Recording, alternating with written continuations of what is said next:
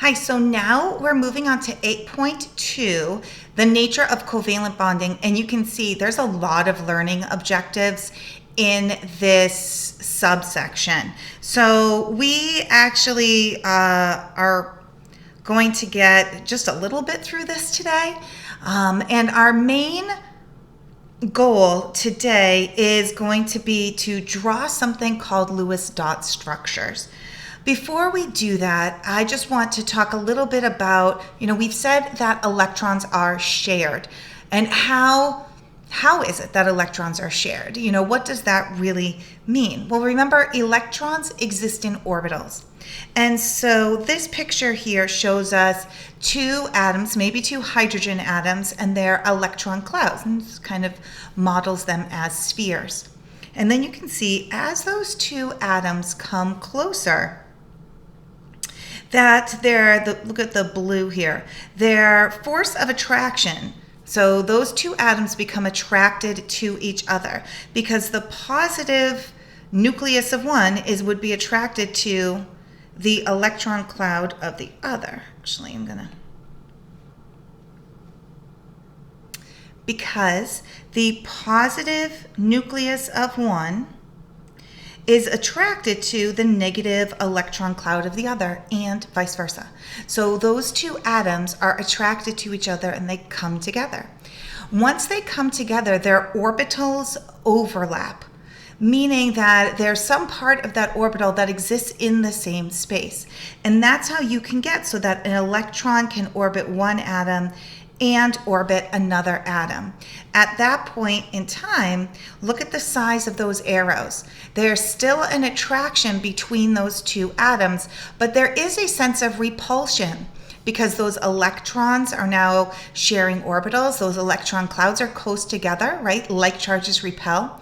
Those protons in the nucleus, like charges repel. So there's a sense that this is sort of in between, where the attraction, when they're apart, the attraction is bigger. When they're in a bond, those two forces cancel each other out. And that's why we couldn't really push those two atoms any closer together, because you can see on the right-hand side, the force of repulsion would be greater than the force of attraction. That's almost an aside, because this is the main event today, drawing Lewis dot structures. So there's lots of writing here, and I pre-wrote it in just to save us time on the video, but you wanna probably pause your video every 15 seconds or so and write down the step that we're talking about. So what is a Lewis dot structure? Well, the Lewis dot structure is a model that we have to help represent the bonding in a molecule. Lewis, you don't need to write this down, but Lewis dot structures, you've seen these before, right? If you've seen water written this way, that's a Lewis dot structure.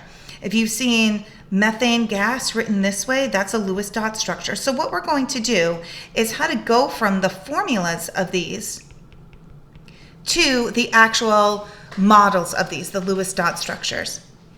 The first thing that we are going to do is, or step number one, is to count the total number of valence electrons. That's why it's so important that we know those valence electrons. So I'm just going to sort of model for us today with this really simple molecule CH4.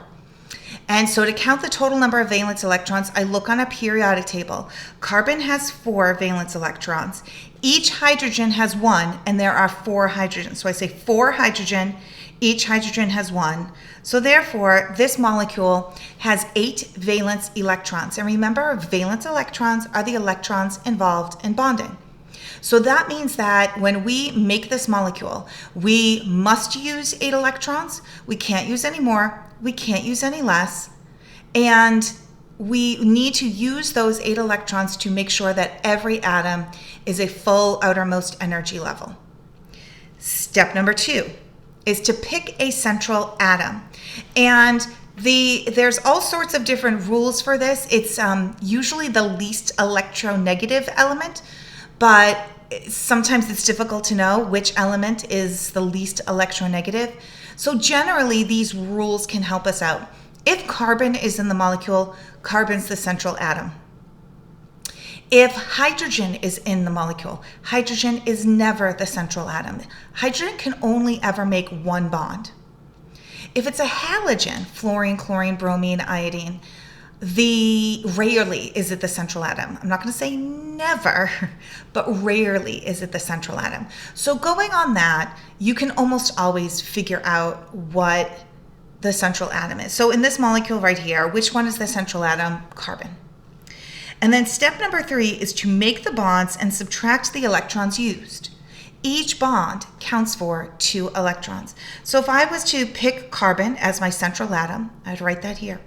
And in the beginning, we write the bonds as lines, represented by lines, and they are 90 degrees apart. So 4 bonds, they will each be right angles. Generally, if there are we started out doing it that way, and then eventually we'll see that we will write the bonds to try to be like equidistant apart. So if there's just 2 bonds, they would be 180 degrees apart. If there's 3 bonds, 120 degrees apart. The second part of that is very important.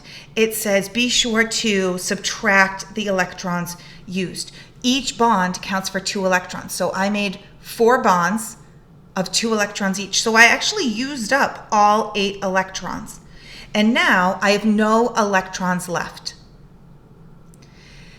Moving on to step 4, using the leftover electrons to fill the octet of the non-central atom. So now we're going to be talking about the central atom versus the non-central atom.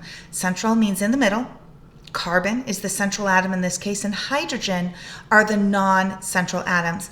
And so what I would do to fill their octet would be to put dots, standing for electrons, lone pairs, we will learn, around the outside atoms. But we don't need to do that for hydrogen because hydrogen is so small, it only has 1 energy level, and that first energy level can only hold 2 electrons. So am I done? Sometimes you are done after step 4. How will I know? Is by asking myself 2 questions. Do I have any electrons left? If I have electrons left, I am not done. And then I will ask myself, does every atom have a full outermost energy level? And that will be 8 with the exception of hydrogen at this point. And in this case, yes. And so I am done. That is the Lewis dot structure for CH4, the molecular formula for methane, natural gas, like what comes out of the Bunsen burners or your stove at home. So those are 4 steps. There's 6 total. So step number 5, again, pause and make sure to get these steps down because we will go back to them. We're going to go through these, step 1 through 6, every time we draw our Lewis dot structure. Step 5 is to use any remaining electrons to fill the octet of the central atom. So when we were up here and we finished step 3 and we had no electrons left, sometimes we will have electrons left and we will put those on the outside atoms. And we'll put 8 or 6 so that it will total 8 because we will have a bond. We're going to do examples with this if you're a bit confused. Now we subtract the electrons used because remember, we may be done after step 5.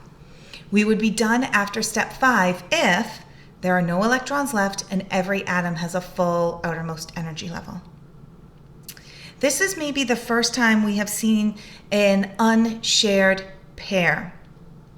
An example of this molecule, or a molecule that exhibits this type of, where we would need to go ahead and use step 5, would be this molecule right here, CF4. And you see how this guy has, this molecule here, has dots around the fluorine. Those are what we call lone pairs. They can be on the central atom or on the non-central atom. And they are pairs of electrons that exist and orbit the atom, but they're not involved in the bonding. And then step number 6 is if no electrons are left, we need to reassign lone pairs on the non-central atoms into bonds. And that's in what that will do is that will bring the number of electrons around the central atom up so that it will eventually become 8. Sometimes we will have to do that once, which means we will make a double covalent bond, 4 electrons shared. Or we may have to make a triple bond. A triple bond would have 3 pairs or 6 electrons shared. So these steps, right? We're going to go through these steps every single time we draw a Lewis dot structure. So we count the valence electrons, pick a central atom, make the molecule, subtract electrons, put electrons on the outside atoms to make a full octet. Number 5, put any electrons left over on the central atom to make a full octet. And if still we have no electrons left, but there is not an octet on the central atom, we reassign. So we're going to literally subtract and then make 2 electrons from lone pairs into a bond. The next video, we're going to do a whole bunch of examples of these. So make sure that you have these notes. Then make sure you have a periodic table handy so that you can look at the total number, or you can look at the number of valence electrons for each atom. And we'll go through and we'll do a whole bunch of examples of drawing Lewis dot structures.